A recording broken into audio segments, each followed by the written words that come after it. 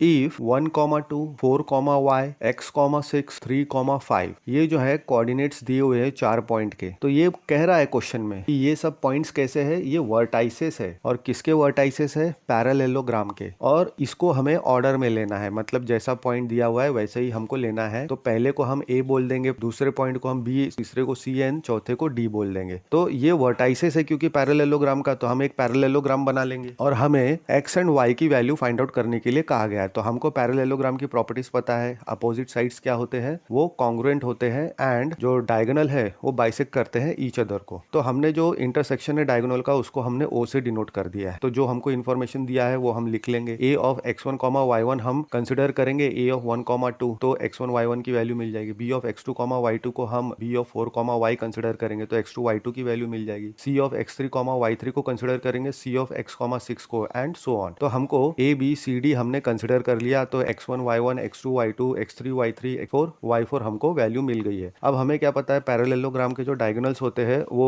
Bisect करते हैं each other को, एक मेक को बाइसेक्ट करते हैं। तो वो पॉइंट ऑफ इंटरसेक्शन हमने क्या ले लिया है, ओ ले लिया है। तो हमारे पास कॉमन पॉइंट ऑफ इंटरसेक्शन हमको मिल गया है, यानी कॉमन मिड पॉइंट मिल गया है दोनों के इंटरसेक्शन का। तो हमने उसको काहे से डिनोट किया है, ओ से डिनोट किया है। अब ये जो पॉइंट ओ है वो बाइसेक्शन पॉइंट है, मतलब इंटरसेक्ट कर रहा है दोनों डायगोनल्स का, और ये बाइसेक्ट कर रहा है ईच डायगोनल को। बाइसेक्ट करना मतलब इक्वली डिवाइड कर रहा है ईच डायगोनल को। तो रेशियो क्या रहेगा दोनों का, 1:1 रेशियो रहेगा, यानी हम यहाँ पे मिड पॉइंट फॉर्मूला इस्तेमाल कर सकते हैं। तो मिड पॉइंट फॉर्मूला क्या है, x, y is equal to x1 plus x2/2, y1 plus y2/2। तो जो कोऑर्डिनेट्स है मिड पॉइंट ऑफ AC का, मतलब किसका कोऑर्डिनेट, वह पॉइंट का जो पॉइंट ऑफ इंटरसेक्शन है AC एंड BD का, तो दोनों का कोऑर्डिनेट सेम है। तो हमको क्या मिलेगा, AC का कोऑर्डिनेट इक्वल टू BD का कोऑर्डिनेट, AC का coordinate is equal to BD का कोऑर्डिनेट हमको सेम मिलेगा। तो हम वो वैल्यू पुट कर देंगे, तो हमको क्या मिलेगा, 1 प्लस x/2, 2 प्लस 6/2। इसमें वैल्यू पुट करने के बाद x1 एंड x2 के वैल्यू पुट करने के बाद y1 एंड y2 का वैल्यू पुट करने के बाद ये मिलता है हमको। तो उसको सिंप्लीफाई करेंगे तो हमको 1 plus x/2, 8/2 is equal to 7/2, y plus 5/2 हमको ये मिल जाएगा। अब क्योंकि